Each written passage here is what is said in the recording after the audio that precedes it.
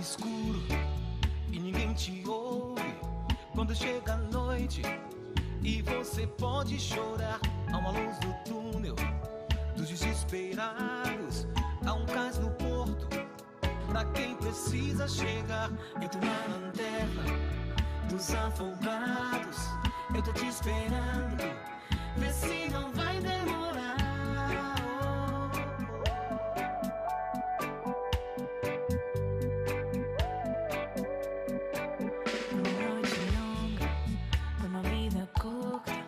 Mas eu não me importo, basta poder te ajudar. E são tantas marcas que isso faz impacto do que sou agora, mas sem nascer me virar. Eu tô na lanterna dos afogados, eu tô te esperando, vê se não vai demorar.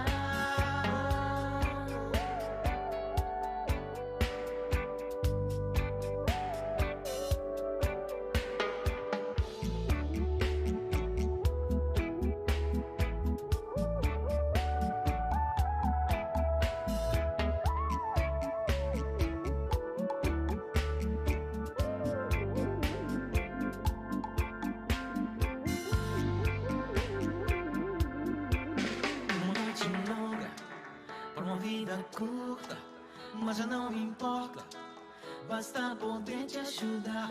Eu tô na lanterna dos afogados, eu tô te esperando, vê se não vai demorar.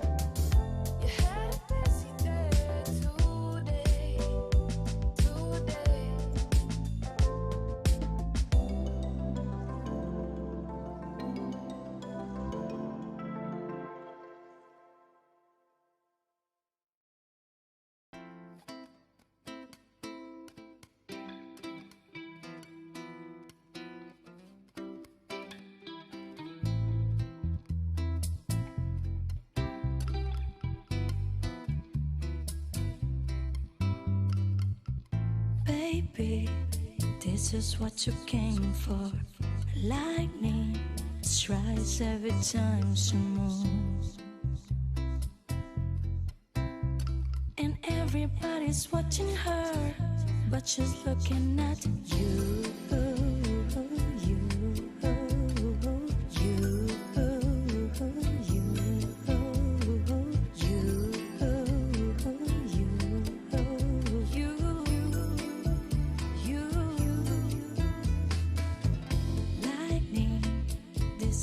You came for. Lightning strikes every time she moves, and everybody's watching her, but she's looking at you.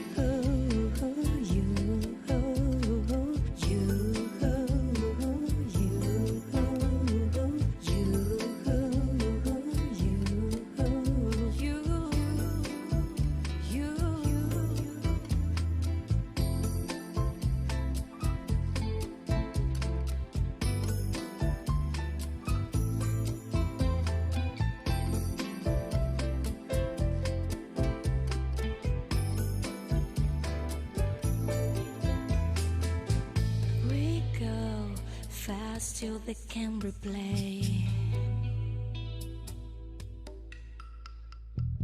Who knows why it's gonna be this way?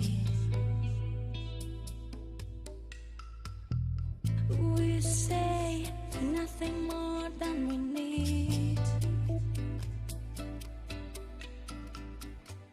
I say your place when we leave.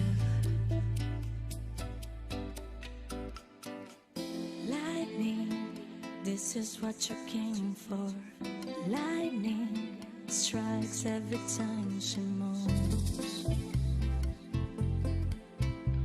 and everybody's watching her, but she's looking at you.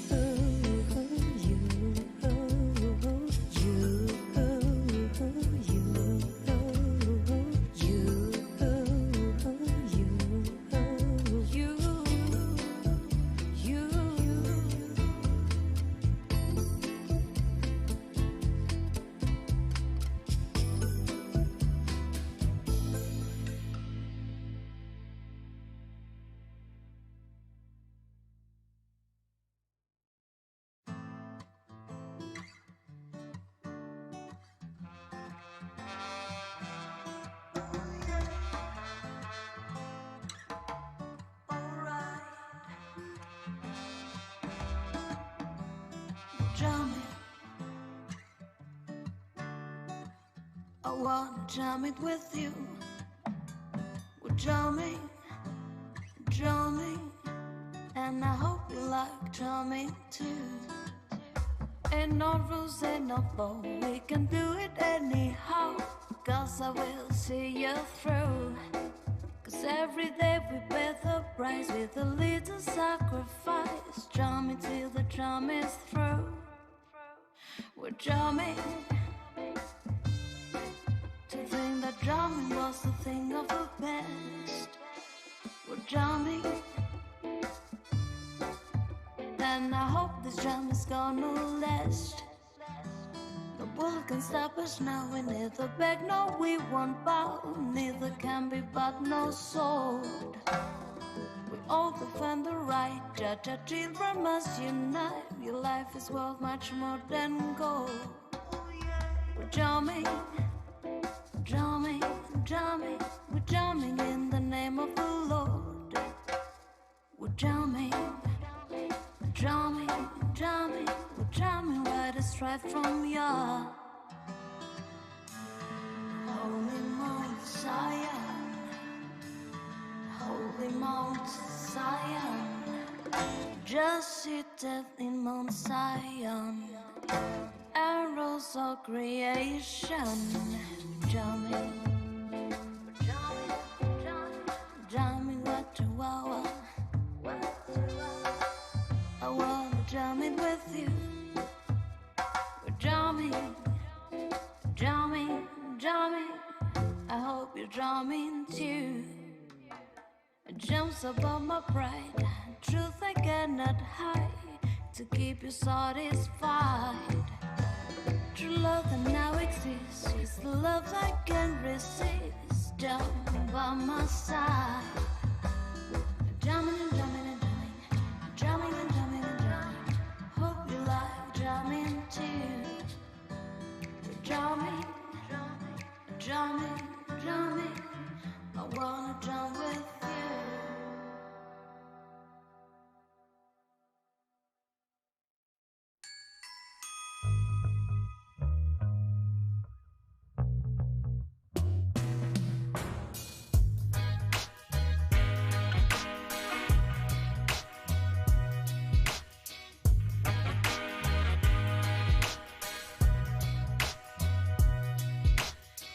Jump down the shelters to get away.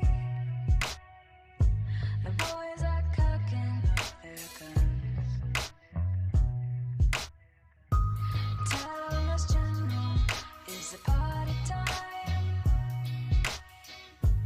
If it is, can we all come? Don't think that we don't know. Don't think that we're not trying. Don't think we move too slow. It's no use after crying, saying it's a mistake. It's a mistake.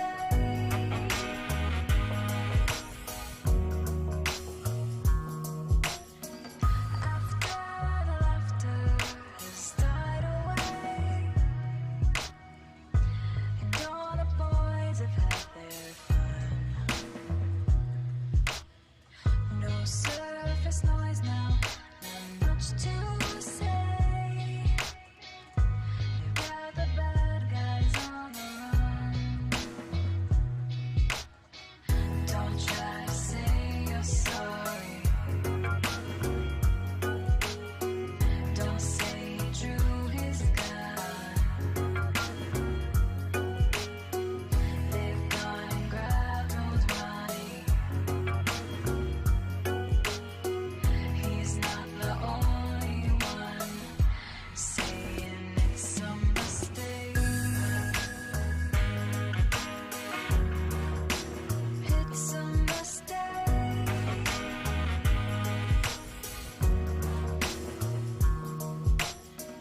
Tell us, Commander, what do you think? 'Cause we know that you love all that power. Is it on then? Are we on the brink? We wish it all throw in the towel. Will not fade out too soon. Not in this finest hour. We saw your favorite tune. We'll send a car and flower, saying it's a mistake. It's a mistake. It's a mistake. It's a mistake.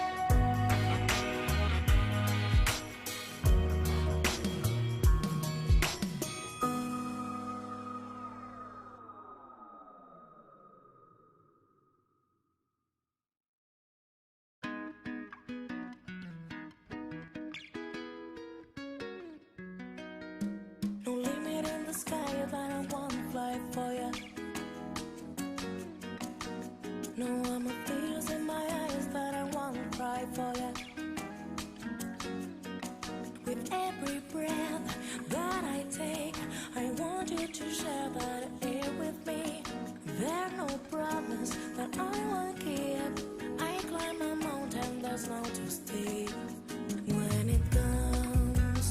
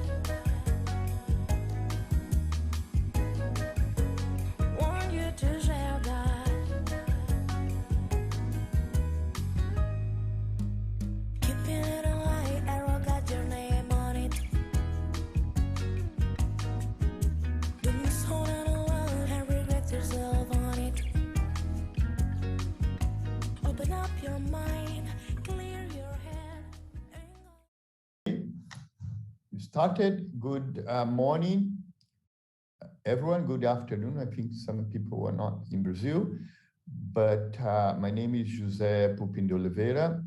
I'll be the moderator of this very exciting panel on the grand challenges, global environmental change. It's really an honor and pleasure to have two of the leading authors in the topic. I have Professor Karen Seto and Professor Salim Ali, but you're also going to have Professor Paulo Artacho from University of São Paulo and coordinator of the climate change program of São Paulo Research Foundation. He had a problem in his flight, and he's going to be joining us a little bit later. Just let's start a little bit saying that the topic of climate change being for a while in discussions, local, national, global levels. But I feel that in management is still a little bit behind. But now it's more and more with the discussions you have in management, try to link our research to impact. You're seeing that climate change is one of the topics, climate change, inequality, and things that impact people's life, being in the high demand in management. And this is try to address here. This is, as I said, it's not a management panel. It's very multidisciplinary. From Professor Paulo Artacho from physics, you have Professor Karen Seto from urban science and geography, and Professor Salim Ali also environmental management and geography. They are connect climate change with the broad discussions in other disciplines. And this is the objective of this panel, to bring this multidisciplinary perspective to manage, to us to reflect on our work. Okay, you're going to start with the introduction. I'll ask Professor Karen Seto and Professor Salim Ali to just a brief introduction about the background. Instead of introduce yourself, you have a chance to talk for 2 or 3 minutes, and then you start the presentation, the order you have in the panel, Professor Karen Seto first, and then Professor Salim Ali and Professor Paulo Artacho. But you may have to change depending on the situation of Professor Paulo Artacho. But I'll ask then the speakers to introduce themselves, 2 or 3 minutes. Professor Karen Seto, you first. Okay, wonderful. Well, first of all, thank you so much for inviting me. It's really a pleasure to be here. And if folks have video, I always love to see who's actually on a webinar like this. So would love to have people turn on their video, and would really appreciate if people have questions to utilize the chat so that it's a little bit more interactive. So as Jose mentioned, I'm a professor at Yale University. I'm trained as a geographer and a remote sensing scientist. I'm also an urbanization scientist. So I study the process of urbanization, how places are urbanizing around the world, primarily using remote sensing, other kind of geospatial data, but also coupling that with field studies. So my team, we do a number of field surveys, and we develop models of urbanization and forecasting urbanization. I've been involved with the IPCC since, I think about 2008. I was a coordinating lead author in the last IPCC report that was published in 2014. And then I was a coordinating lead author for the recent IPCC report that was published just earlier this year. And in both of the reports, I led the chapter on how cities can mitigate climate change. I see in the chat that some folks cannot start the video, so I don't know if they've been not allowed to start the video. Anyhow, if you're not able to start the video, please utilize the chat. Anyhow, so what I will talk about today is some of the big challenges between of how urbanization will affect climate change, and hopefully we'll have a discussion about what are the entry points for mitigation in the future. So I'll hand it back to you. Thank you. Thank you. Salim?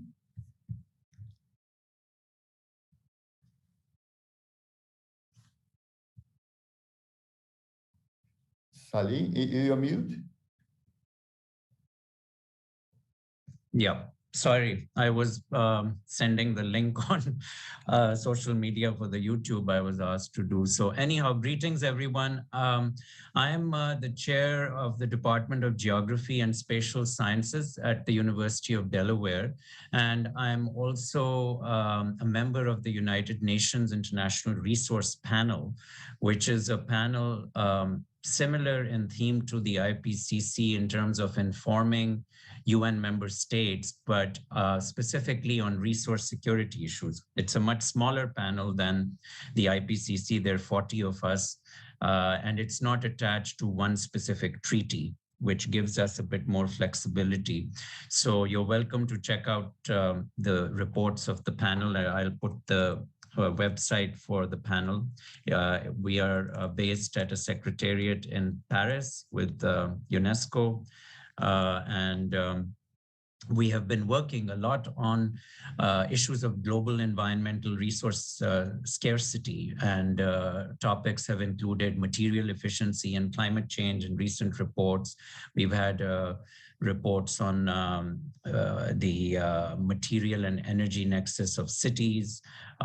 We've had most recently a report that will be coming out very soon on another global challenge, which is migration and the resource implications of global migration and mobility, which I'm the lead author for. And so that is one of my roles, which I think is very connected to issues of management and global environmental change. I'm originally from Pakistan, so I'm from a developing country, and I appreciate the challenges of a developing country like Brazil from my own personal experience. And one other note that I might mention perhaps is that I'm on the board of an organization called Mediators Beyond Borders International, which has a good presence in Brazil as well. And we work on ways of resolving environmental conflicts. A lot of my work has been in using science to help and resolve environmental conflicts.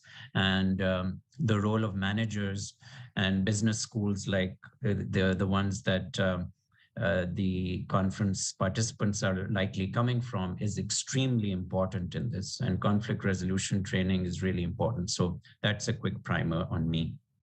Okay, thank you, Salim. Now you start the presentation just saying that please ask a question in the chat in Portuguese or English. And after each presentation, you have me a couple of questions.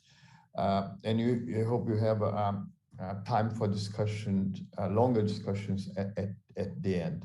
Okay, and then we'll start with Professor Karen Seto. If you could please start. You have around 15 minutes, a little bit more if you want. Okay, wonderful.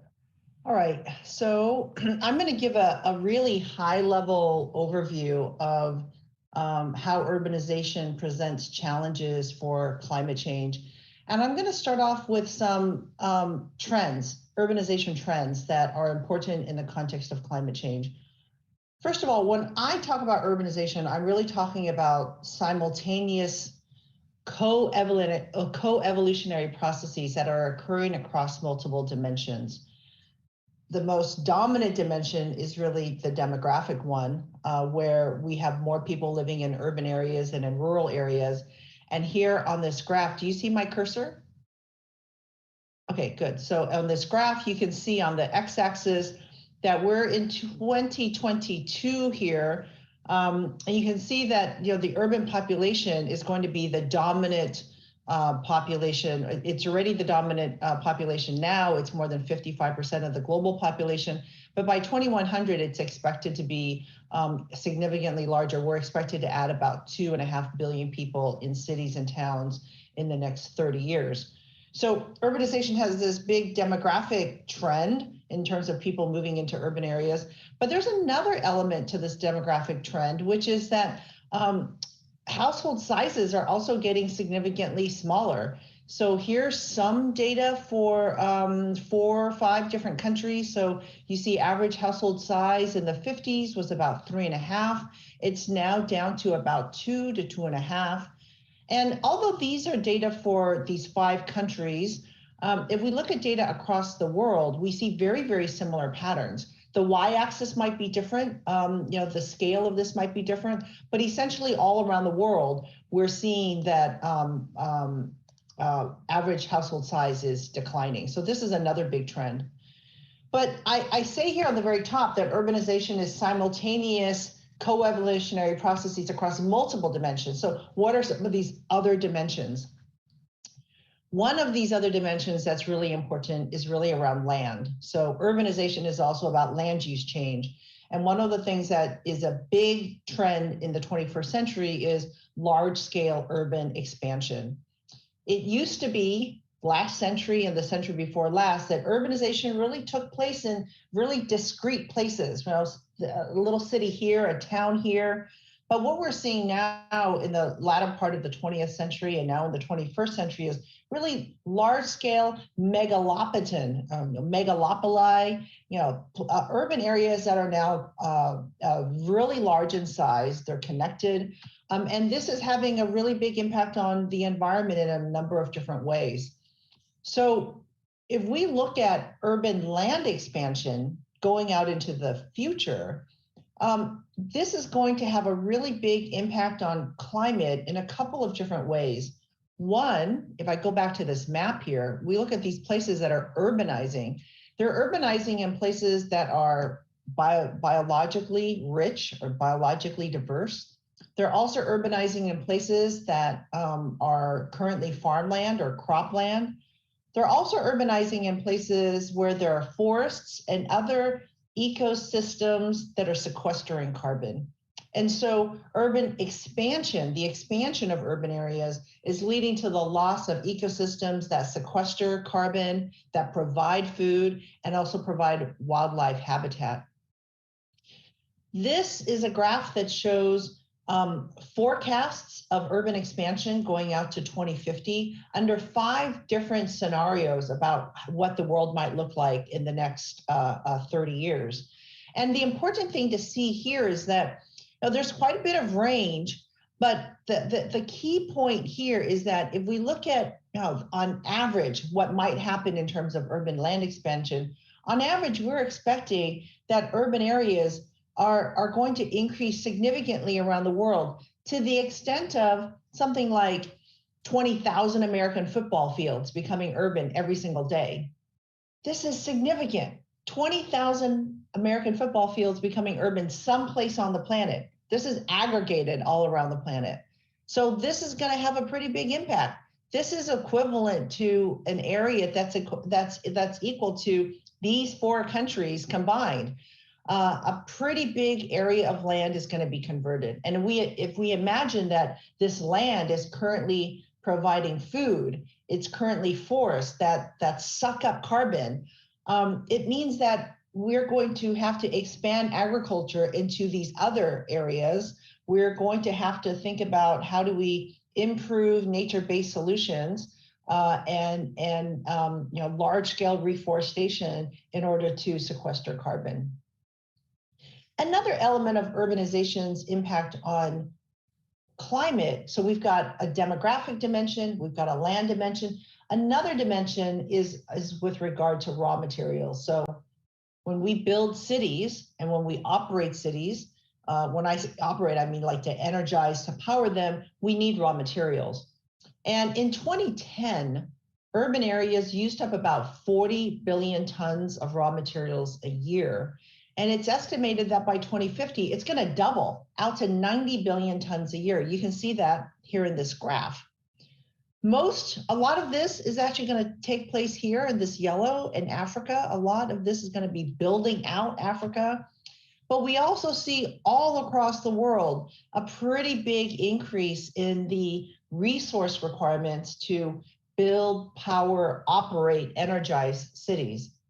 And the resource panel that Professor Ali is a member of, they say in this report that the high demand for such raw materials far exceeds what the planet can sustainably provide. So there's a land dimension, a resource extraction dimension, a demographic dimension. What does this mean in terms of climate change? So the IPCC released its most recent assessment report just a few months ago, earlier this year. And one of the key messages and key findings of that report is that over the past decade, average annual greenhouse gas emissions are at its highest levels ever in human history. So greenhouse gas emissions are highest ever. If we look at the Earth's temperature over the last 100+ years, we see that the Earth has already warmed 1 degree C since 1850. And the report indicates that we are not on track to limit global warming to 1.5 degrees C. Now, I have a question, and I'm just curious. You guys don't have your videos on, so I can't see you. I'm curious to know if folks can just really quickly put in the chat, why do you think scientists care about 1.5 degrees C? Why do we keep talking about limiting global warming to 1.5 degrees C? Can folks just put what you think in the chat really quickly in English, please? Why do we care about 1 degree C, 1.5 degrees C?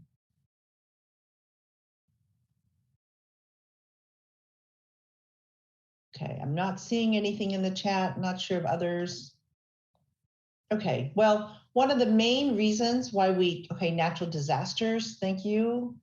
Okay, because it's the tipping point, okay? It's the tipping point that scientists show, there's some models that show that at 1.5 degrees C, there's gonna be, thank you, Tiana, large scale ecosystem changes. There are going to be significant warming, extreme events such as flooding, extreme heat events. There are ecosystems that are not going to be able to survive. There's species that aren't going to be able to survive. So there's going to be a lot of major changes if we go beyond 1.5 degrees C. And the report shows that we're not on track to limiting global warming to 1.5 degrees C. If we are to limit global warming to 1.5 degrees C, we need to have major transitions in how society works, in how we build our cities and how we operate our cities. If we want to limit global warming to 1.5 degrees C, to avoid these tipping points, to avoid some catastrophic ecosystem collapse, we're going to need to do a number of things. One is we're going to need to have greenhouse gas emissions peak before 2025. That's just in 3 years. It's actually in 2 years and 3 months. We also need to reduce greenhouse gas emissions by 43% by 2030. At the same time, we need to reduce methane by a third by 2030. If we are to limit global warming to around 2 degrees C, if we're going to do that, in order to do that, we need to reduce greenhouse gas emissions by 27% by 2030. And so that's going to be really significant. Let me just go back to this. This is really significant. There's a lot of discussion about whether we can really limit global warming to 1.5 degrees C. We have the technology, we have the tools, we have the know-how. I think it's not my belief, the science shows that in order to limit global warming to 1.5 degrees C, it's not enough just to have the science and the technology. We actually have to have policies and strategies to implement them. They actually need to be actualized. The good news in all of this is that if we look at cities' role in climate change, the top 100 emitting cities account for about 20% of the global carbon footprint. So if these top 100 emitting cities did something pretty dramatic, transformative to reduce their greenhouse gas emissions, it could lower the global carbon footprint by about 20%. Another thing that's really important is that the share of the population that's actually accountable for a large share of the greenhouse gas emissions is actually really small. Let me just say that again. So if we look at this Lorenz curve here on the x-axis, this shows the share of the world's population, and this is the share of the carbon footprint. We see that somewhere around a third, maybe 30% of the world's population is responsible for 70% of the total carbon footprint. So it's a very small, relatively small percentage of the world's population.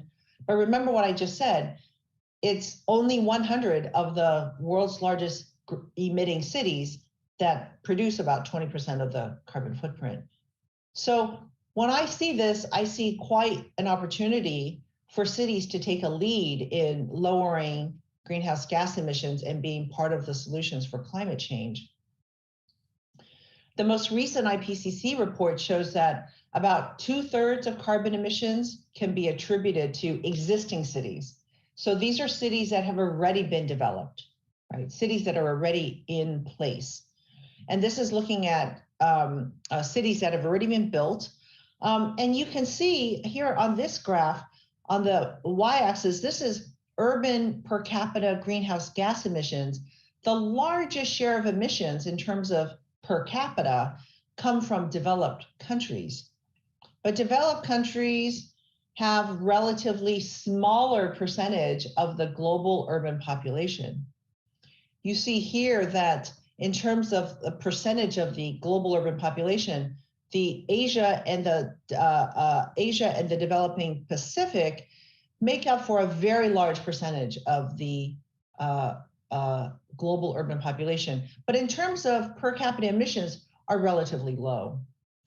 One of the big challenges now, or going into the future, is that it's really Asia and Africa that will urbanize the fastest and the most in the next 20 to 30 years. In other words, most of the 2.5 billion new urban dwellers will live in Africa. They will be in Asia. And so there's going to be a lot of new urban development, a lot of new city development, a lot of new infrastructure and raw materials going into these regions. And so we expect that per capita emissions, per urban capita emissions will significantly increase in both of these regions. So you can imagine that in terms of what the emissions profile look like going into the future, that it's probably going to look something like this, right? It's going to significantly increase. We don't know how much it's going to increase, but it's definitely going to go up, right? It's going to go up because right now the per capita emissions are still relatively low. So there's a big challenge in terms of future cities. We have two different challenges here in terms of urbanization. One is existing cities that have already been built. Those cities contributed 2/3 of carbon emissions, but future cities, how we build them and the infrastructure in future cities will significantly affect emissions and our ability to limit greenhouse gas emissions. If you look at this graph shows urban carbon emissions going out to 2050. And you can see that a lot of this is really going to depend here. A lot of these emissions going into the future really depend on the infrastructure. What type of infrastructure are we going to build? How will cities be designed? And how urban dwellers will actually use the built environment, all will have a very big impact on future emissions. There's another aspect of urbanization and climate change that I'm just going to touch on for about a minute, and that is with regard to the urban heat island. So climate change is driven by greenhouse gas emissions. The urban heat island is driven primarily by land use change, changes in surface materials that absorb heat during the day and slowly release the heat at night, such as buildings and concrete and asphalt. We have done some models, some simulations, models going out into the future that show that because of urban land expansion, so remember those 20,000 American football fields, right? The growth of urban areas, that is actually going to lead to a significant increase in the heat island effect and localized warming, in some places up to 5.6 degrees C. And in some places in the world, we show that urban expansion driven warming is actually going to be greater than greenhouse gas driven warming. So this is the third element that's going to have a really big impact on warming and livability of cities going into the future. I want to just conclude with a little some personal story and a little anecdote about cities and climate change and how the international policymaking community has changed in the last 8 years. So this is a picture taken from the IPCC plenary. This plenary is where nations come together to approve the IPCC report. And so this is a week-long meeting. All of these folks here in the audience are representatives of different countries. And when we presented the IPCC report in 2014, it was the first time, so there I am with my co-lead, it was the first time that there was a standalone chapter on cities and how cities can mitigate climate change. And there were many governments, many countries that weren't sure about the utility, the appropriateness of having a chapter about cities. Because after all, the IPCC report is all about how countries, what countries can do, not just countries, I mean, obviously subnational actors and the private sector, but the audience is primarily national level decision makers. Fast forward to today in 2022, when we had the plenary, and the plenary earlier this year was now held on Zoom and not in person. There's been such a big change. Countries are no longer asking, why should we care about cities and climate change? Instead, countries want to know, how can our cities be part of the solution to climate change? How can we make our cities more resilient, have more adaptation to climate change? There's a very big recognition that cities are at the front lines to climate change, and they're going to have a really big impact on climate change. I am ultimately an optimist, and I want to end with this slide and this message, which is that we do have an incredible opportunity, but it's a window of opportunity that's closing, because more than 60% of the projected urban areas in 2050 have yet to be built. So again, we have these twin challenges, the cities that have already been built, and then the cities that haven't been built. And that's where a lot of the opportunity lies. We need to develop solutions for both of these kinds of trajectories. So thank you for your attention. And I will end with this. We are having a conference tomorrow at Yale, and it will be held online. It is called Cities as Solutions to Climate Change, and we are featuring IPCC authors from around the world. I invite all of you to join us online. You can visit hickson.yale.edu to register. You need to register in order to join the conversation. So I'll leave it at that, and thank you for your attention, and I'm very happy to take questions. Thank you, Carrie. Very insightful presentation about the role of cities. You have here some questions in the chat. I will ask first questions from Hugo. Is there any relationship between traffic congestion and emissions? I haven't seen the literature on traffic congestion specifically, but there's definitely a literature on traffic and emissions. And so if we think about traffic is basically using private vehicles, buses, any kind of motor vehicles. Transport is a very large source of emissions. And in cities, transport is one of the largest sources of emissions within cities. So one of the big strategy to lower urban emissions is to get people out of private vehicles, to encourage people to walk, to cycle. We need to design cities so that they are more walkable, so that people are living closer to where they work, so that they can walk. That's a really important aspect of the mitigation solution for cities. Okay, we have another question from Alketa Pesci. Actually, Alketa is our president is the president of the Brazilian Academy of Management. Thank you, Oketa, for joining us. She asked, do you see any correlation between such recognition of the role of cities with government ideology?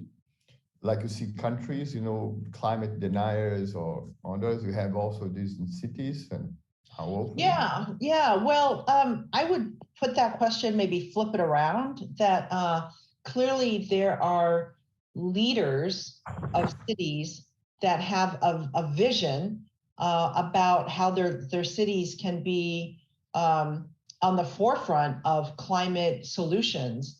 And we have examples from literally all around the world where city leaders are visionaries. And I would say that it's not just about climate change. I think they're just visionaries for thinking about how their cities can be more livable, more vibrant, just better for humans. I mean, I think Brazil is home to Jaime Lerner, who, in many ways was a trailblazer in redesigning cities to make them much more livable for people. And as a co-benefit, got people out of cars and therefore lower emissions. But Jaime Lerner was not doing it to lower emissions. He was doing it so that Curitiba would be more livable more livable and more vibrant economically. Okay, thank you. You have another question from Silvana Machado. One of the ways to improve the impact of cities on environment is to improve the means of urban mobility. What is your perspective for the change in the use of electric vehicles? Yeah, absolutely. This is a very good question. We need to, first of all, we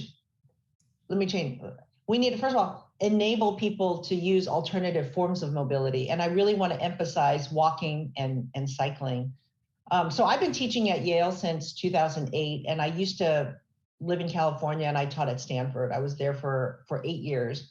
And when I lived in California, it was just harder to walk. I bike to work, but it was just harder because streets are, block sizes are bigger. There's a lot more cars on the road. I now live in New Haven, and I live exactly 1 mile from my office. And most days I walk to work. I mean, it's incredible. It's better for our mental health. All the research shows that walking is good for our health. And it's only 20 minutes. Actually, it's 18 minutes door to door. So getting people out of cars is really important. If you need to take motorized transportation, then electric transportation is the way to go. Shared electric transportation. However, we need to make sure that the sources of electricity are green, so that it's not a coal-fired power plant that's generating electricity to power your EV, that you're actually using maybe solar power, wind power, or hydroelectrical, whatever it is. So it's electrifying the grid is clearly really important, but making sure that we have green sources of energy is also really important. Okay, thank you, Karen. I think you have enough questions. If you have more questions, please send through the chat, and then you have time for discussions at the end. And thank you very much, Karen, for your presentation. Now is your turn, Salim, please. Okay, greetings, everyone. So I'm going to zoom out a little bit in terms of my presentation. I think we got a wonderful deep dive into the challenges that are presented and the opportunities that are presented by cities from Professor Seto. But what Dr. Oliveira asked me to do is to provide some macroscopic level points to discuss, which would be relevant to the management community. So this is just in those of you who are on social media, my Twitter handle, and you're certainly welcome to visit my website also, which has further details about my work and background. Now, in terms of when we use the word challenge, there is this tendency to say, well, every challenge is an opportunity. It's become almost a cliche, right? People like to offer hope. They even use examples from China that in Chinese characters of of language, many times the character for challenge and opportunity is similar. Though my son, who knows Mandarin, tells me that that's sometimes a little bit not quite accurate. But at the same time, there is this tendency, we want to say, look, every challenge we can overcome it and it will create some other pathways. But what I would say, and especially for managers, if you want to convert a challenge, and this could be any challenge, but especially global environmental challenge, which is the topic of our panel, we need these three ingredients, in my view, in order to convert a challenge into an opportunity. First of all, we should have the data, which is going to tell us more about where we are at and the ability to learn from the attributes of the challenge. And so we need to have some mechanism whereby we know what that challenge is. So in the case of the IPCC, for example, we have clearly recognized that there is data which is providing us information on the challenge. And that's why the 1.5 degree mark that Professor Seto mentioned is so important to consider.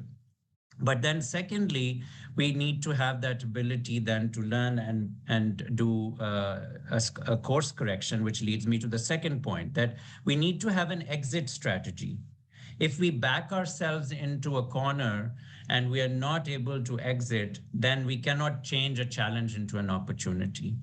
And that kind of exit strategy could mean that the system has to be more nimble. So if we are building cities, for example, just to build on the example, if we have got infrastructure which is very inflexible and we put too much money into that infrastructure, then we don't have a very good exit strategy from a resource perspective. And so that also makes it more difficult then to convert a challenge into an opportunity. Thirdly, the new path that we choose, if we are going to move from one path where we have encountered a challenge and we move to an opportunity, we need to be cognizant of the physical and social constraints of the system. And the system is an important term. We often use the word casually, but my own feeling is that we really need to, if we're going to be good environmental managers, we need to understand that a system necessitates a network, a connection across disciplines, across phenomena, and understanding that. That's why in the first slide, I had this as the image.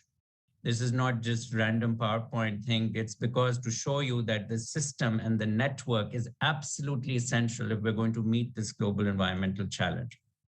The problem in management has been that managers have not looked at issues as systems. And I speak as someone who used to work in industry. I worked at General Electric for 2 years when I finished my master's from the university where Professor Seto teaches. And before I did my PhD, I worked for 2 years at General Electric in Connecticut at their headquarters. This was the time when Jack Welch was the CEO. The legendary Jack Welch that some of you may know is still, he died last year, but he was known as one of the great CEOs because he converted GE into this massive multinational that was selling everything from plastics to mortgages, even though originally the company was made out of, electricity power generation enterprise, which Thomas Edison founded. So it was a company with a great history, but he transformed it into this a multinational with many products. But he was, you might think that means he was a systems thinker because he had so many products, he was making connections, but he was not a systems thinker. Actually, Jack Welch was very reductionist in terms of his business model. And I find that interesting because he was one of the few CEOs who actually had a PhD in chemical engineering. So he came from strong academic training, but as an engineer, he was very narrow in terms of his management style. And so GE during the Welch era, it did very well profitably, but he didn't publish an environmental report for the company. He did not want to see the interconnections between the company's different operations in terms of environmental synergies. They were making so many products. They were an energy generating company. They were making power systems, but they were not seeing all the synergies and the systems between them for environmental benefit. And that's what I hope, that good managers, in terms of their key performance indicators, they see those kinds of long-term opportunities of systems thinking.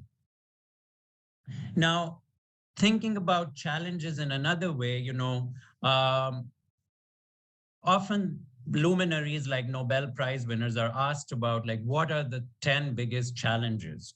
And one of these luminaries was the Nobel laureate Richard Smalley, who is famous for having worked on the structure of fullerenes, another sort of an allotropic form of carbon. And that's what he's holding in his hand there. In 1986, he was asked to identify what he felt were the 10 top challenges facing the world in order of priority. And he came up with this list. And it's interesting how he put energy at the top, and environment was a separate category for him, because he was thinking in terms of pollution issues when he mentioned environment. And this is very much the way a lot of economists also think, that when you talk about environmental economics, they think about pollution. And when they talk about natural resource economics, they're thinking about resource scarcity. And we can have a debate on whether that's appropriate, because quality and quantity are interconnected. If you impair the quality of the environment, you also impair the available quantity of resources. But still, this is how he laid it out. And what's interesting is that he put population at number 10. And this has been a big debate overall, of course, in environmental science around, what is the role of population? Because in the 60s, population was considered the most significant issue, but soon we realized that it's more about consumption and per capita consumption, and we should be thinking in those terms. However, when it comes to cities and population density issues, all these things do come together, and we do need to keep population certainly on the radar. So this is his hierarchy. And I would say the energy part is very significant. And most scholars now agree that energy in many ways is the ultimate limiting aspect of global environmental systems, and how we are able to consider, even when we talk about renewable resources or non-renewable resources, because the reason why something is non-renewable often is because we are not able to invest the energy to bring it back into useful form, right? So when we talk about minerals, metals, which is one of the areas of my research is extractive industries and development, the metals themselves are renewable, because if you build something out of copper, the copper will oxidize, and you can't get the copper out easily, but it's still there. It's in another compound, and you need to invest energy to get it back out. So energy is the limiting aspect of that interaction. So ultimately, we do need to give a lot of importance to that. But water for human viability clearly is there too, and then food and so on. So this is just one way of thinking about the challenges. In Smalley's view, if we can address the energy challenge, all these others can be addressed more easily. Clearly, like with water, we do have plenty of water in the oceans. But the reason why we can't harness it is because it's saline and it needs a lot of energy to desalinate, right? Similarly with food, we use so much energy in the harbor process for fertilizer production. Almost like 7% of global energy is used in fertilizer production by some measures.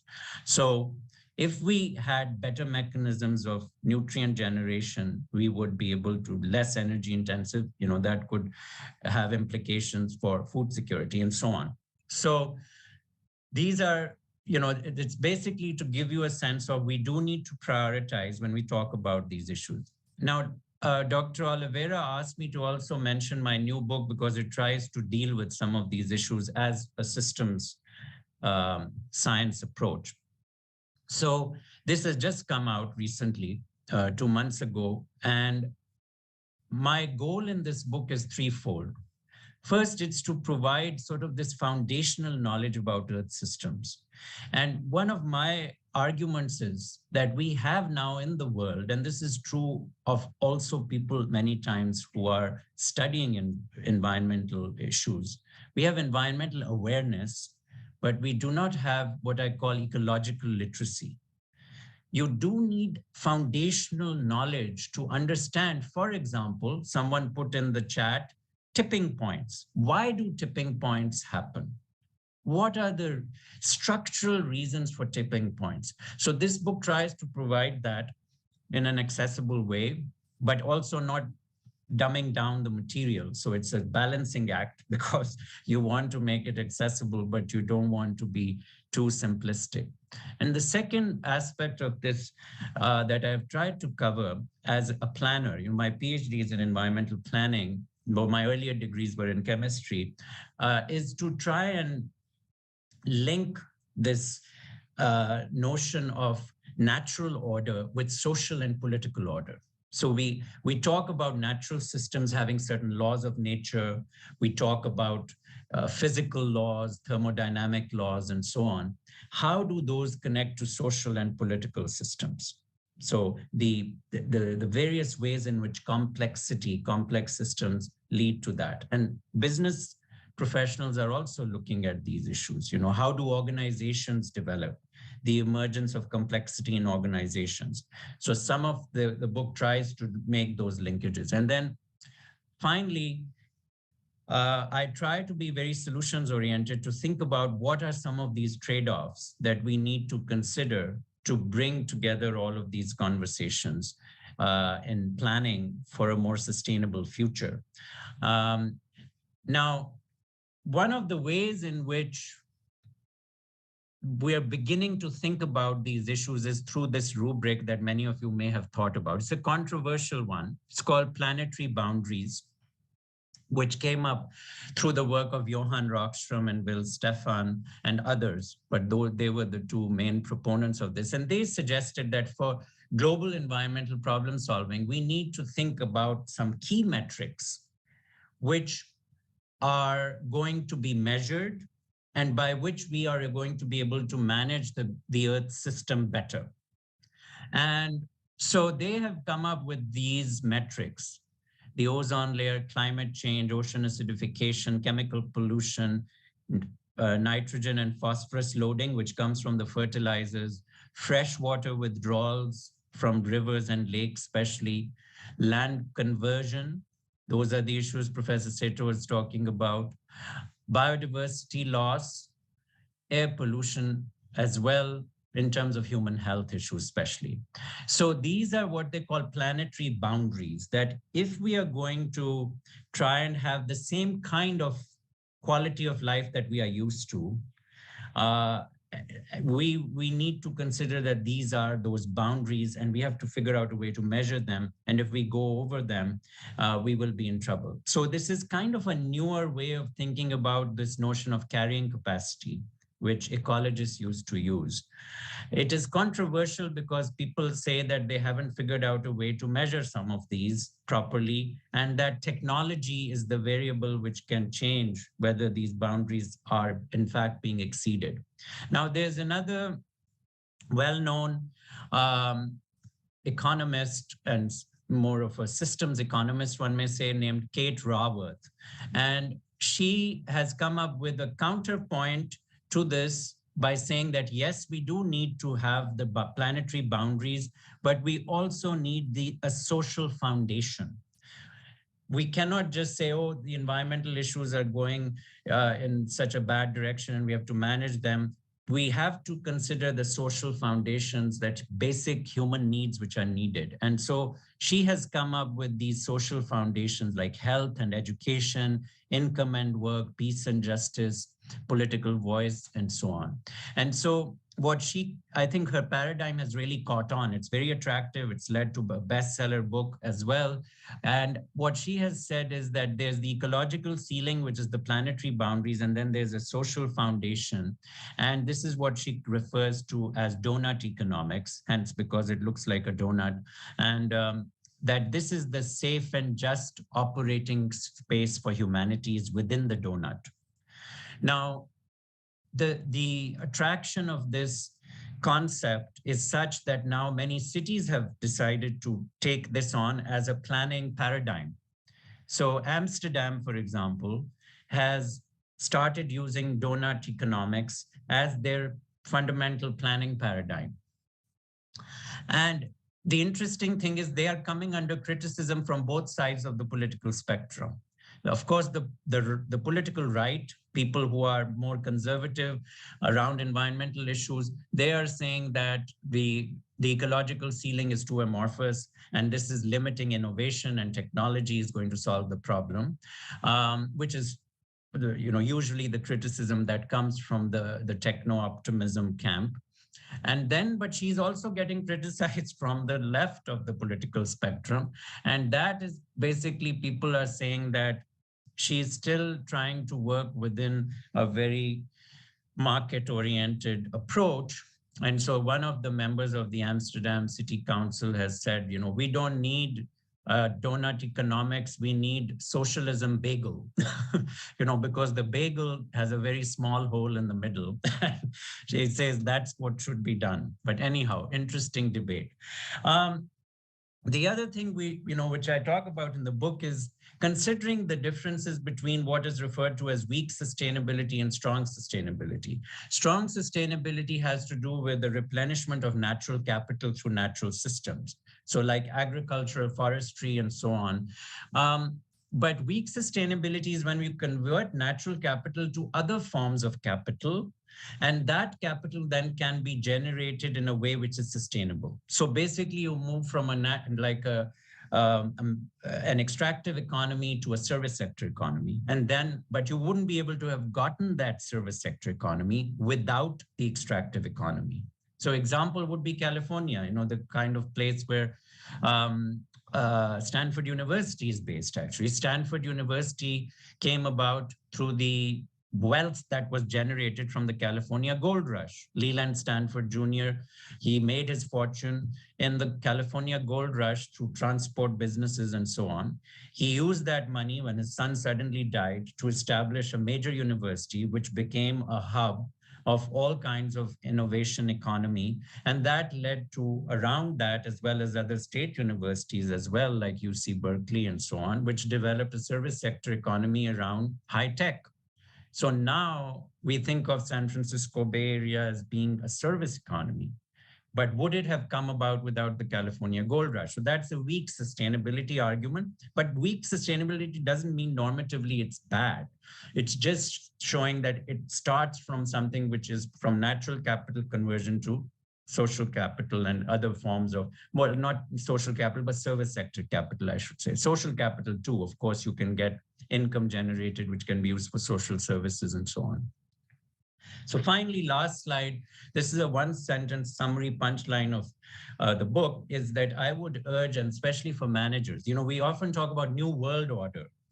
We have lots written on new world order, that we have to start thinking about what I call earthly order, which is a move away from a very politically centered and reductionist management-centered approach to order, and think about it as a complex system where environmental and social considerations are intersecting in that network, and we move to an earthly order. So I'll stop there. Thank you very much. Okay, thank you, Salim. Congratulations for the book. Yeah, I also read the book. Very interesting. You have now time for a couple of questions. I don't see any in the chat. Is there any question? I also make the announcement that the Professor Paulo Tacho arrived, and he's in the airport, I think in New York somewhere, and then you present after, quick round of questions. Is there any question? No? Maybe Salim could just tell the audience a little bit more about this earthly order. What is exactly it, if you make comparison to the world order that was the previous name that people call? Yes, so we're talking, let's, for example, the United Nations system. United Nations system is configured around the notion of political order, where each country has a vote, and you have 193 member states of the UN, and with very, strange asymmetries of power. You have the 5-member Security Council, which is a vestige of World War II, basically. So like Europe's largest country, in terms of population, Germany is not a member of the Security Council because it was the losing party in World War II. And you do have countries like Russia, which are a member because they were part of the Allies then, but now they're misbehaving. And so they are causing trouble because they have a veto on the Security Council. So, that is the notion of political order. Earthly order would be one where the global governance mechanisms would consider the connections between environmental and social systems. So for example, with minerals, just as an example, which is an area I work on, if we had an earthly order approach to minerals, we would not have resource nationalism, where President Biden issues an executive order and says Americans have to manufacture electric car batteries domestically and source all of those electric car minerals from US friendly allies, right? Well, the problem is that minerals are not dictated by politics. They occur where they occur. They occur, if they occur in certain areas, like copper occurs in Chile, a lot of it, copper occurs in Zambia. It does not occur in Singapore, So then you have to figure out, where are we going to find a mechanism whereby minerals can be harnessed in the most ecologically efficient way? So you would need a governance mechanism. So for example, a global pact on mineral security, that minerals are a common heritage of humankind, and that there should be security of supply so we don't harm the environment in extracting them for the car, batteries that we need to transition to EV vehicles, just as an example. So that would be more of an earthly order approach rather than a political order approach. You have a question, Saline, about who will be the main players, but I think you answered this question. I have another one about water. What are the main challenges? What makes water an important concern for business? Yes, so with water, also similarly with the riparian countries, the question is around,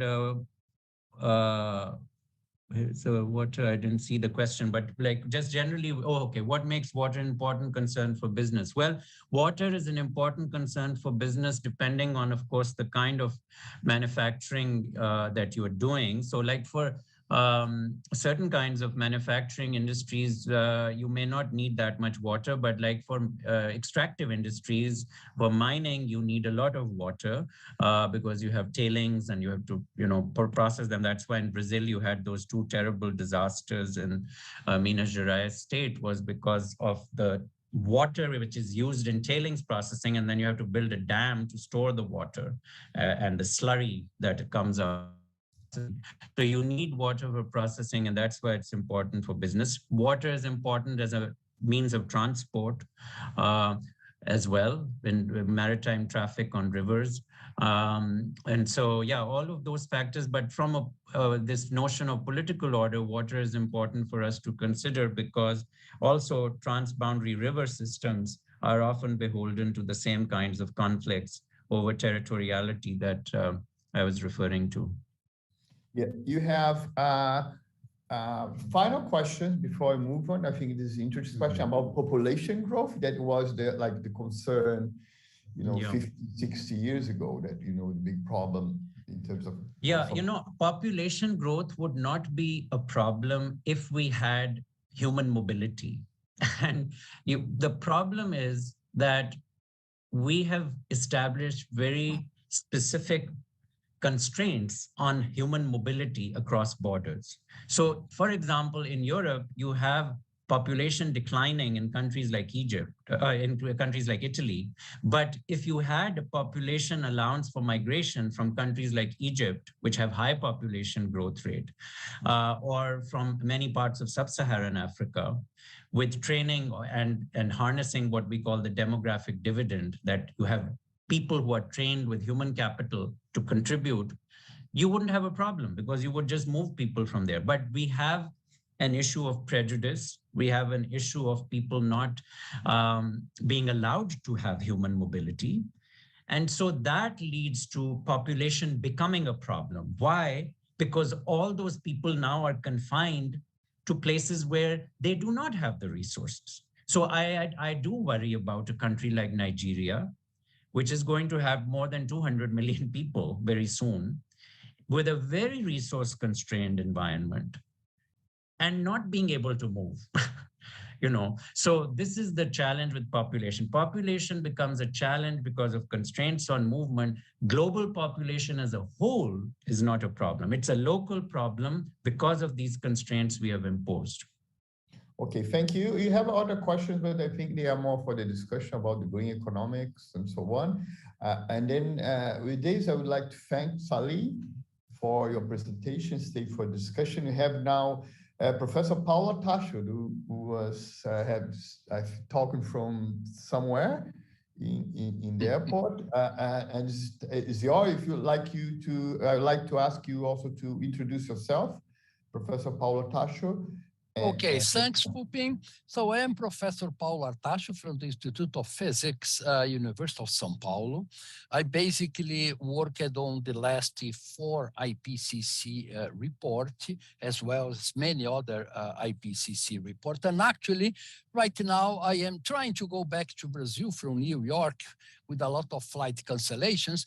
And I was here for 1 week for the Science Summit from the General Assembly of the UN, where we actually discussed many of the issues that Salim just talked about. And in truth, it very much aligned what Salim has proposed in terms of governance, in terms of natural resources use and so on, in terms of population and so on. It's very, very interesting. I like it to see your presentation because it goes online what you are discussing here. But let me try to share my screen to go directly to my presentation itself. So basically, I think you are seeing my my screen. When you talk about global climate change, you needed to take a look in the history that basically everything started up more or less during the Stockholm United Nations Conference on the Human Environment that actually happened 50 years ago in 1972. So you see, science, and we are warning the population, we are warning governments, we are warning industry already for the last 50 years that the path we are going to does not have too much future. And then we have done the Rio 92 conference that was already 30 years ago. We had the COP26 in 2021. And here, on the right side, you see the increasing global temperature change and where COP1 and COP26 are. So basically, none of these COPs have done actually anything really concrete to the major challenge that we have in our society, that is to fight climate change. And of course, as Salim mentioned, the time is running out. We are close to several critical tipping points. And then we have to warn the society of the possible consequences of this lack of actions. Basically, it's important to mention that if we are going to, right now, with the current emissions, to an average increase in temperature of about 2.7 degrees in our planet, that means that for continental areas, this is about 3.7 degrees heating. And for urban areas with the increase of urbanization, because in 2050, 8% of the population in the world will be urban, and the increase in urban heat island will bring this number to about 5 degrees. So we're not talking about 1.5 or 2 degrees. We're talking about where the population lives in cities and in continental areas to a warming of about 4.5 to 5 degrees. The population itself does not really understand the consequences of these major changes in climate, temperature, precipitation, and so on. So basically, these are the 4 IPCC scenarios. We see that, we are going, laser pointer.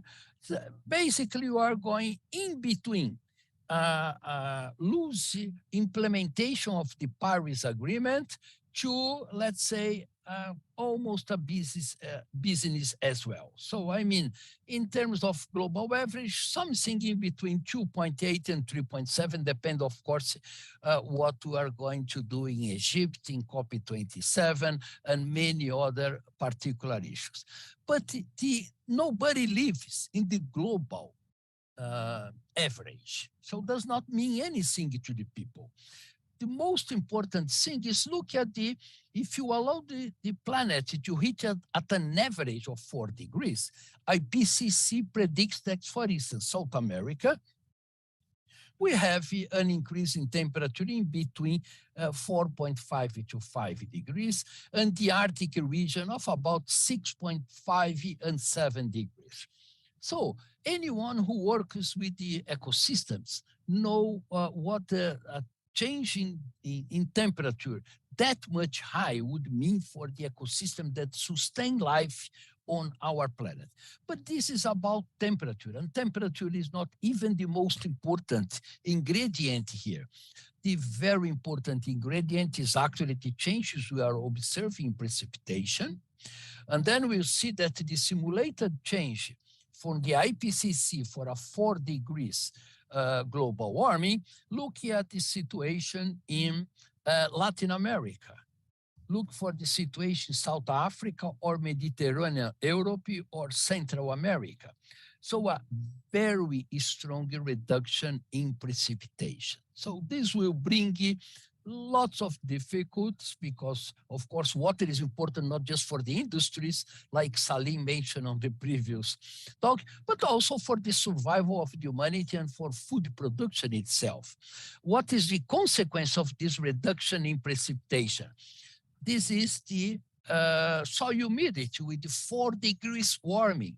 Look for the changes in soil humidity for Latin America, for Central America and Central United States, Mediterranean Europe, and South Africa.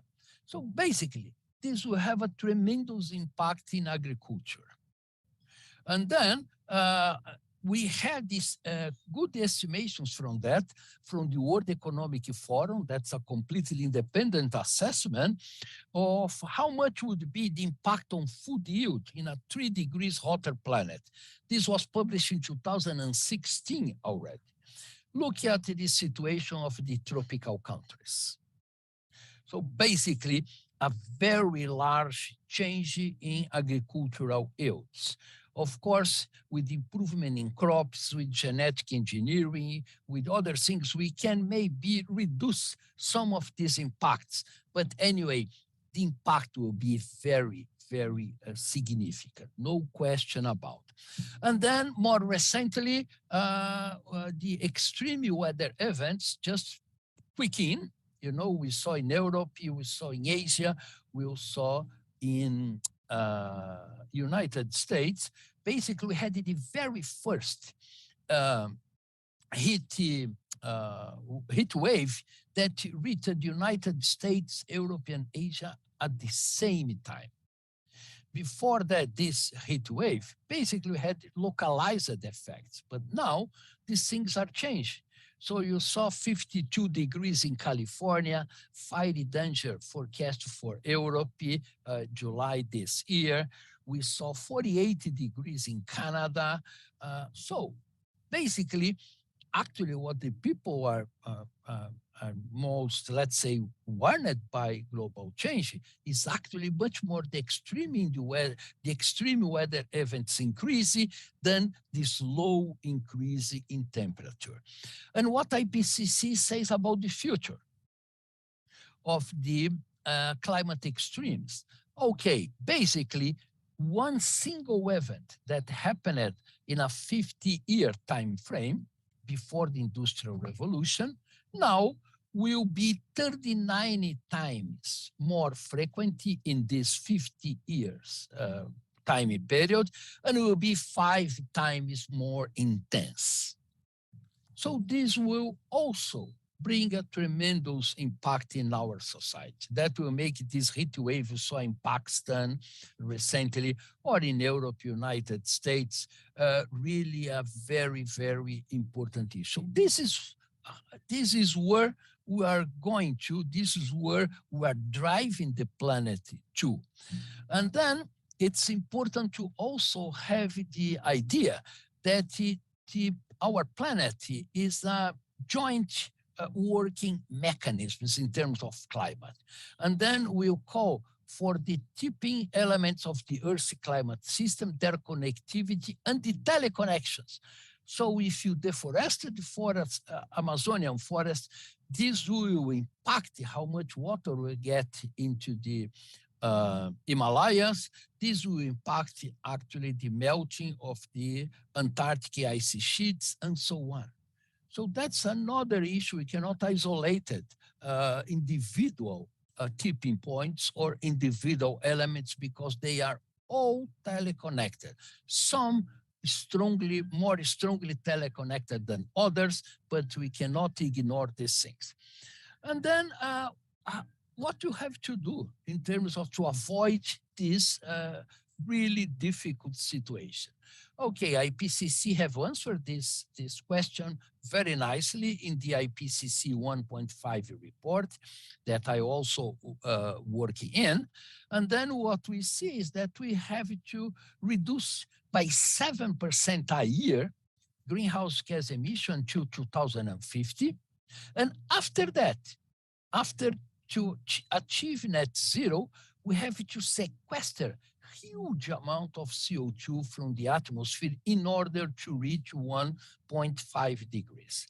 And the question is how to do this? What science can be done to show the society ways of doing that?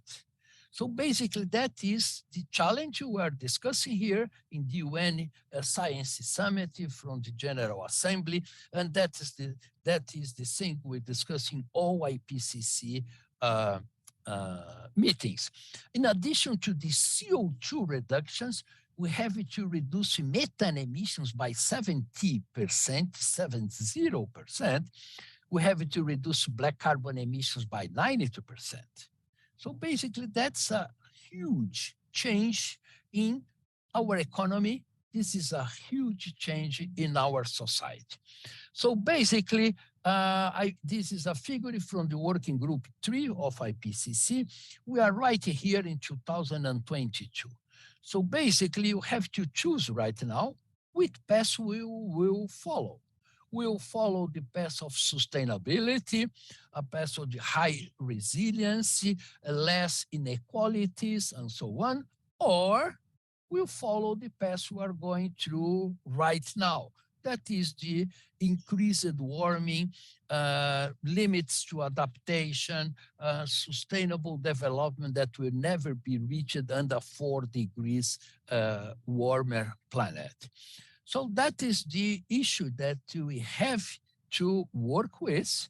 And actually, you see that any place that we have to go in between these two extremes, we need to have a very strong governance system that we still do not have in place.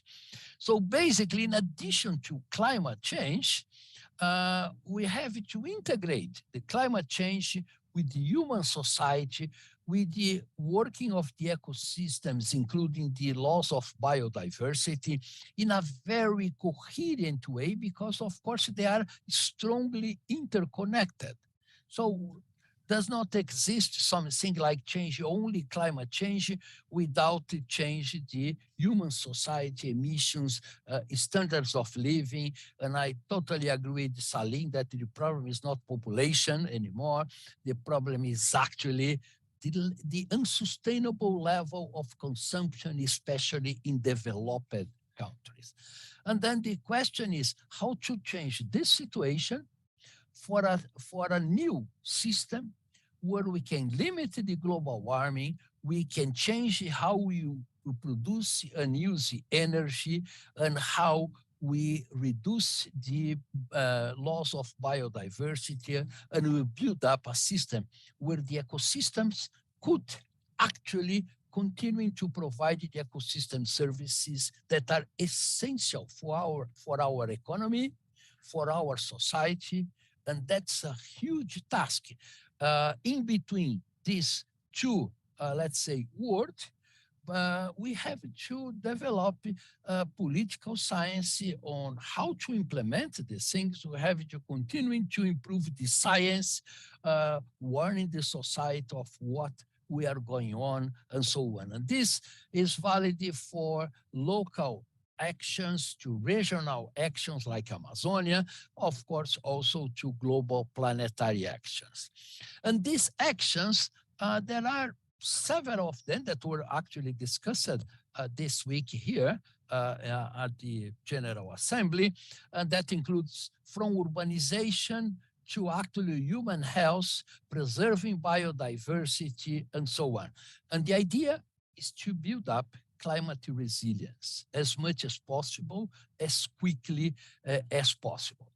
And I will finish giving one example of Brazil, my own country, and these all countries have unique opportunities and also have particular vulnerabilities. To identify which are those opportunities and vulnerabilities, very important for implementing the NDCs from any countries. For instance, Brazil can reduce 44% of his emissions that are associated with deforestation in Amazonia in a very short time, spending very little money and with a lot of co-benefits. So if you are smart, we will fulfill our commitment to zero deforestation by 2028 with a lot of benefits. And no other country in the world have the possibility to reduce 44% of your emissions in 4 years, spending very little money and actually with a lot of co-benefits.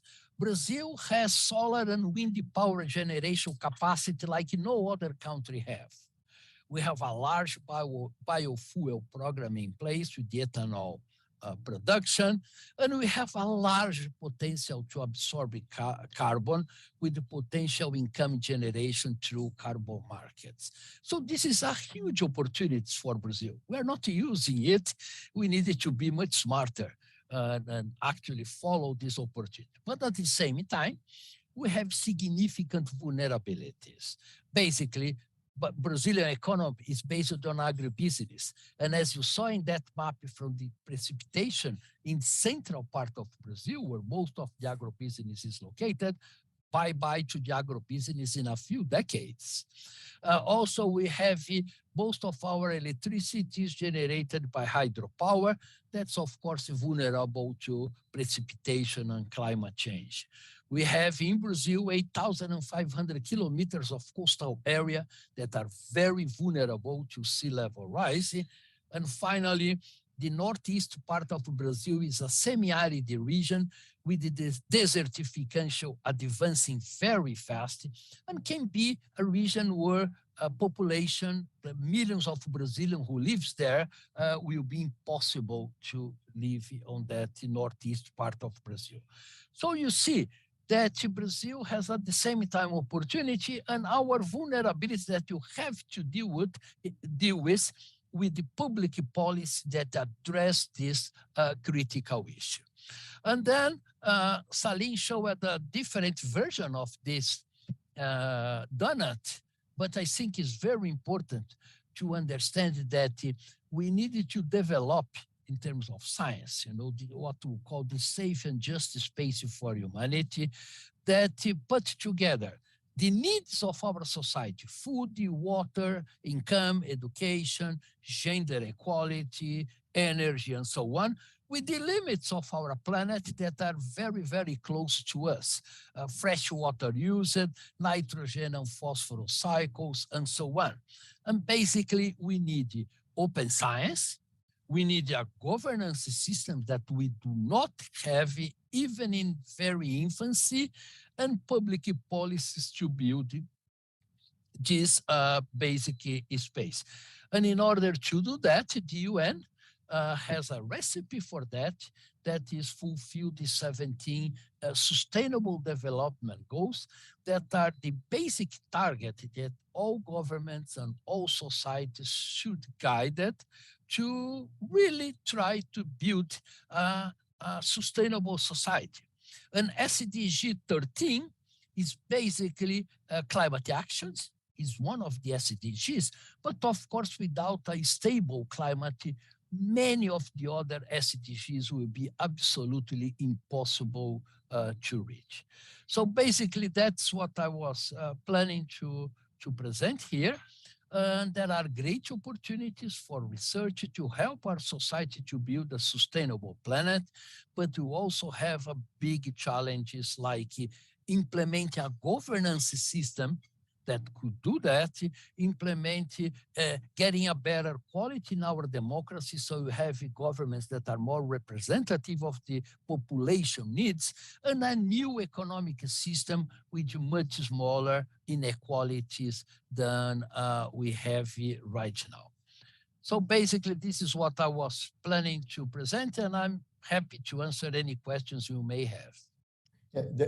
Thank you very much, Professor Paulo Tacho. Sorry for all the problems you have, but I'm glad you were able to join. I also say Professor Paulo Tacho is the head of the FAPESP, São Paulo Research Foundation Climate Change Program. It's a 100 million reais program to support research in climate change. We have a question from Tiana Assis. Is in the chat. They basically ask what Brazil have done to fight the climate crisis. Are there any current initiatives that, if scaled up, could have a major impact on the matter in the coming years? Tiana, Brazil has an extremely successful record of reducing greenhouse gas emissions. In 1992, we were deforesting about 34,000 square kilometers of forest every year, and we reduced this deforestation to 4,000 in 6 years. So Brazil have shown that we can reduce deforestation even with the increase in agribusiness output, and that was done just with the Brazilian resources, no external money. That can be done again. And Brazil has a very large and important opportunity to do that. But unfortunately, over the last 5 years, all the legislation that actually was protecting the environment, that was used to reduce emissions and so on, was completely destroyed by the Brazilian government we have right now.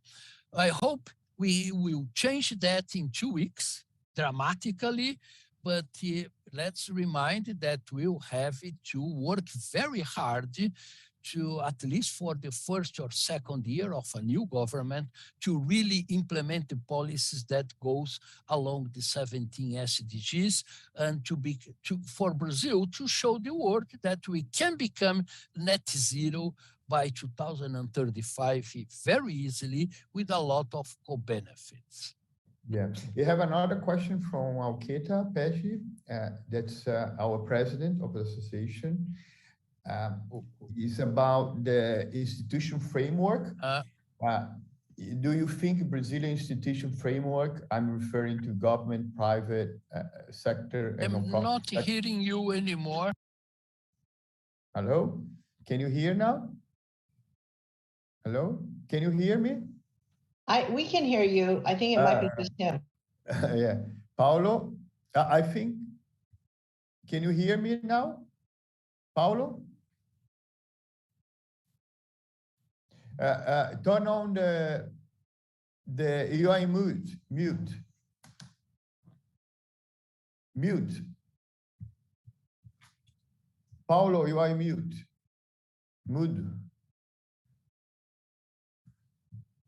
Okay, I think he's lost connection. You have. I think I'm back, right? Yeah. Okay. Can you hear the questions? No. Yeah, go ahead on the second question. About the institutional framework. Yeah. The question is, if your institutional framework, I mean government, private and non-profit sectors, are ready to embrace these challenges? Yeah. Do you have? Okay. Brazil has a very, very, let's say, relevant private sector in the direction of sustainable development goals. What I mean by that, in COP26, the Brazil federal government, was refusing to sign the agreement to reduce 30% the methane emissions that are critical in terms of meat production. And then the largest meat producer, JBS, made a lot of pressure in the government that, okay, we can do it. You can reduce by 30% up to 2028 the methane emission in our sector. We will work for that, sign this commitment, and so on. So it's very curious that in many, many areas, the private sector is well ahead of the government. And in several different industries, the paper industry, this is also true, and part of the agribusiness. And then there is another questions from Olympio, that if the pattern of deforestation has already surpassed the economic ecosystem capacity of recovery. Where exactly is the tipping point for Amazonia? We actually don't know. We needed to be very clear on that. Some scientific work says that if we deforested 20% of Amazonia, or if the temperature increases by 2 degrees, we could lost the remaining part of the forest. We are halfway of this target. And the problem is that nobody really have the idea that in Amazonia, we have 120 billion tons of carbon stored on that trees. How much is this? Every year, the fossil fuel industry emits about 90 billion tons of carbon per year. So Amazonia holds 10 years of all the fossil fuel emissions. So if you deforest the forest, or if you allow the forest to go over a tipping point, bye-bye to our climate, because this will really make a very strong destabilization of the global climate system because of the carbon emission from the forest.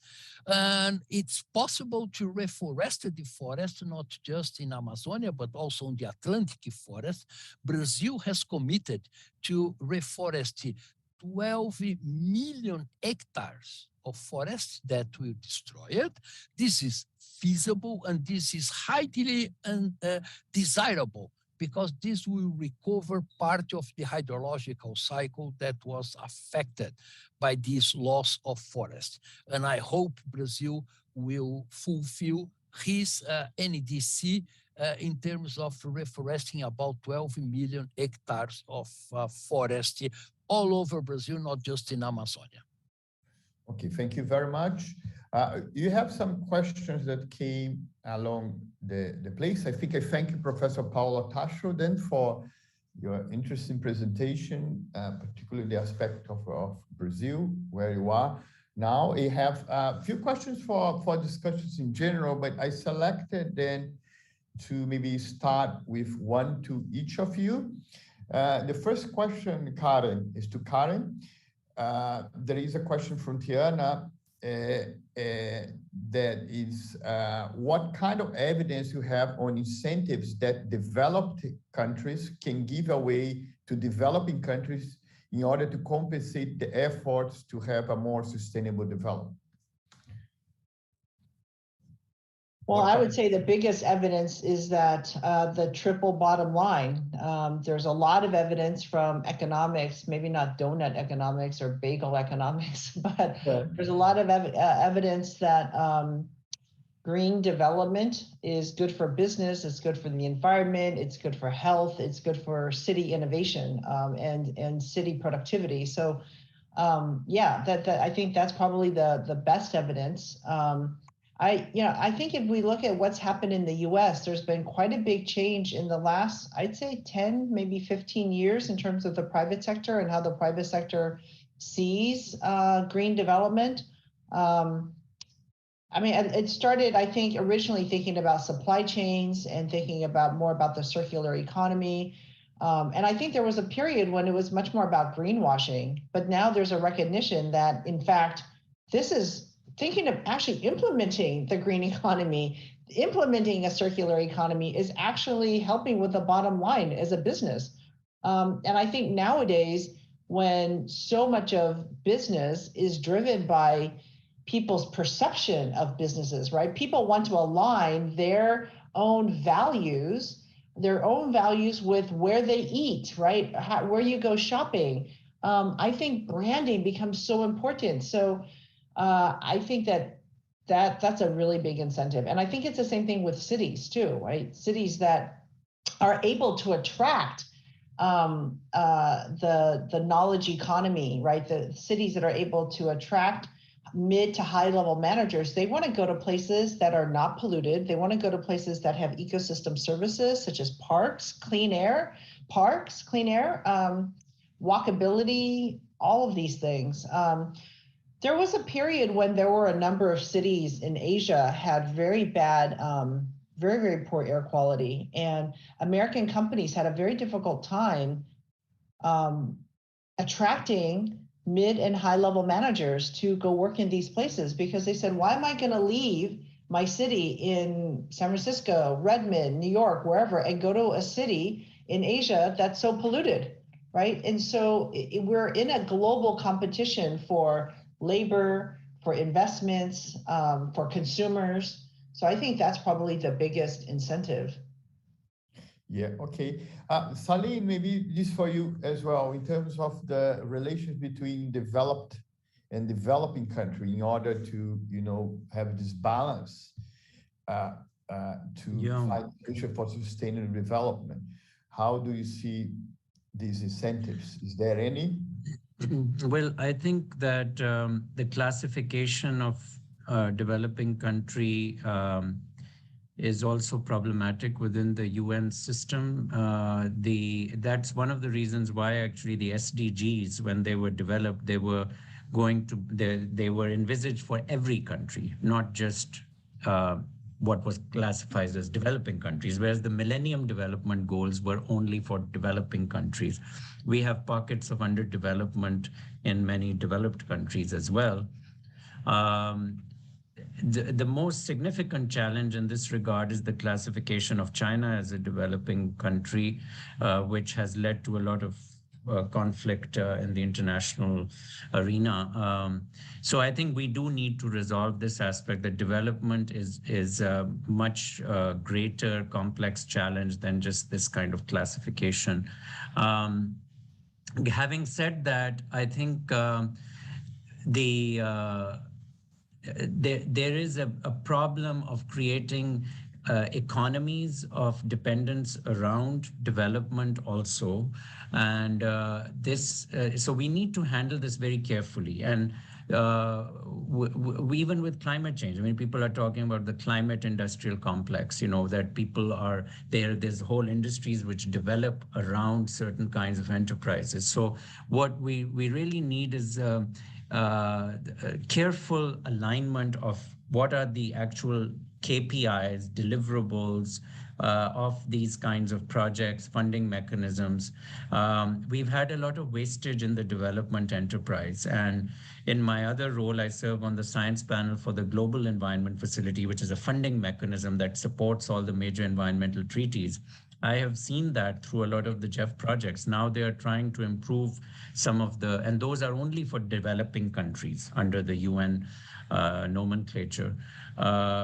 So I think that has led to a lot of cynicism. So I have, because I'm talking to a management audience, I'm making this very specific to those management aspects.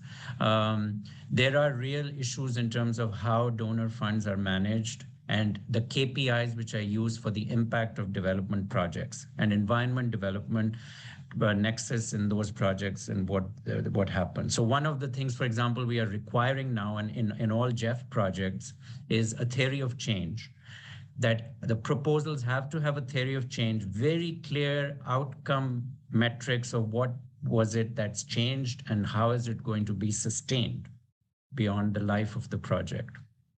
Yeah, thank you. Maybe to also follow up with Professor Paulo Artacho, another question about the Amazon. Also, Professor Paulo Artacho was one of our main specialists in the Amazon. And how you see the support of developed country to, help Brazil, for example, to stop deforestation in the Amazon. Yeah, first of all, have to understand that we only can deal with the global problems like global climate change using a global perspective, Brazil can reduce just by himself, the deforestation to zero as committed, but certainly it will be much more effective if we do that first in partnership with the other 90 Latin American countries. Amazon is not just from Brazil, it's also Venezuela, Colombia, Peru, and so on. And second, it's very important this point, even if Brazil stop deforestation right now, the global increase in temperature, if you go above 3 degrees, will make the metabolism of the forest unsustainable. What do we mean by that? Even if we stop deforestation, it's very clear that if you allow fossil fuel emissions from the other countries to continue as much as it is right now, the forest will also do not have conditions to sustain itself. His ecosystem will collapse under a 3 degrees increase in temperature. So basically, you have to do both. We have to stop deforestation because that is the cheapest, fastest, and easiest way to reduce greenhouse gas emissions. But this effort will be completely nonsense if the developed countries also does not fulfill their commitments to zero greenhouse gas emission by 2030, 2035, or something like that. So basically, it's important to note that we are an integrated planet. So does not mean anything if we stop deforestation right now, and if we allow the climate to heat up by 3 or 4 degrees, the forest will not survive anyway. So that's an important vision that we have to provide to the governments, to the society, and so on. Thank you. We have a question regarding consumption from Hugo. He wrote in Portuguese, but I think any of you could answer. Is there any research or studies about how to change or give incentives to people to change their consumist behavior? Do you know, aware of any research that how to change this consumist behavior? Karen, Yeah, I could speak to this a little bit. I mean, one of the biggest innovations in the 6th assessment report, the Working Group 3, is a whole chapter on demand, that there are many different opportunities for demand-driven, demand-led mitigation. And there are many different incentives. And one of these incentives starts with going back to the issue of cities, how cities are laid out, how we actually design them. So if cities are designed in a way that people can walk, and take alternative modes of transportation, then they are enabled to do so, right? So it partly depends on the structure, literally the infrastructure that's available. Yeah. Anyway, there's a whole other literature on, whether how much is based on agency, individual choice versus the structures that are out there. But the design of cities is one example. The other is there was a question about electric vehicles earlier. It's very clear that electric vehicles are possibly made possible through incentives, whether it's subsidies, but it's also reducing subsidies for oil and gas and changing some of those policies to subsidize green electricity, right? So there are many ways to change consumer behavior. One of the main ways to change consumer behavior, though, is not even around subsidies, is actually around the people that we surround ourselves with.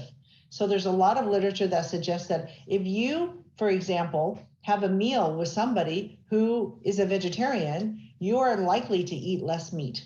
If you're having a meal with somebody who doesn't drink any alcohol, you're likely to drink less alcohol. And so our social circles make a really big difference. If Jose ends up walking to work and I am in Brazil with Jose, I'm likely to walk to work, right? So your social circle has a really big impact. Some of the biggest studies on this actually have to do with smoking. If your friends smoke and they do drugs, you're more likely to do drugs, right? So this social impact social influence is really, really big. I think one of the biggest benefits of social media and also the internet is just seeing what is possible in other places. So just as an example, the sharing economy, bike lanes, we're seeing that in cities all around the world. So now many cities are adopting bike lanes and bike shares. So yes, the society behavior change has a really big impact on consumption. Thank you. Sally, maybe you could add to that, and then you. Yes, no, absolutely. I agree with all the points raised by Professor Seto. In addition, what I would also say is that what the data suggests that we should be focusing also on some of the solutions that are much more culturally driven. So, for example, the shared economy issue is an interesting one, where during COVID, what they found is that one of the biggest ways in which we reduced our carbon footprint was because children moved back to their parents' homes. And this is not just college kids, but we're talking about adult children moving back with employment, moving back to their parents' homes. So you reduced the energy footprint, the actual infrastructure footprint enormously. But that's a cultural phenomenon. So in the US culture, kids are encouraged to move out at 18, even though they could be living down the road, but they're not supposed to live with the parents. It's a cultural phenomenon, but that one thing had a much bigger impact than we had anticipated. This was some research done by a colleague in the International Resource Panel. So cultural aspects, similar to what Professor Seto was saying with reference to peer pressure, they can have a huge impact. And the shared economy is one example of how you are reducing consumption through an indirect mechanism. Thank you. Just to finalize, Professor Paulo Tacho, please, and also add to the new generations. Are the new generations more conscious about this than the old? Yeah, I think we have to change much more than consumption. That is the main point, You can reduce the consumption, but you will not solve the climate crisis and the use of natural resources of our planet just changing the level of consumption. Consumption is the key driving force behind our socioeconomic system that we have right now. And this socioeconomic system is very clear, is a complete and total failure. Otherwise, we're not even being discussing here this in this panel, So it does not is sustainable, not just in very short. So basically, I think we have to change the socioeconomic system per se, not just the consumption, And how to do that? will be a major challenge for our society. Nobody has a solution for that. Nobody knows how to do it, to where we should go to, but it's very clear that our system we have right now that brought us this crisis that we're having right now is not sustainable even in the short term. So basically, you have to build up a new society, a new economic system, not change just the consumption level. Thank you. I think you have one last question, but I try to answer. The IPCC, the consensus building, basically Professor Seto showed the meeting, the scientists do the assessment, but later on the government people has a chance to comment and ask for change. You know how it goes, it's a mix between science and government. In the end, I think only publish those things that, you know, there is a consensus among scientists and also government. And the scientists actually represent the countries. They are not, they are appointed by somehow by the countries. But anyway, we are in the end. You have in the chat the link for the YouTube if you want to see again. And I would like really thank Professor Karen Seto, Professor Salia Lee, Professor Paulo Tacho from the airport. I wish you a safe trip to Brazil. I hope you can continue this discussion during the conference. I think you have a few panels on climate change. And I thank also the audience for being with us until now. Thank you. And the panel over. Thank you to everybody. Bye-bye. Yeah, thank you. That was excellent. Thank you. Thank you.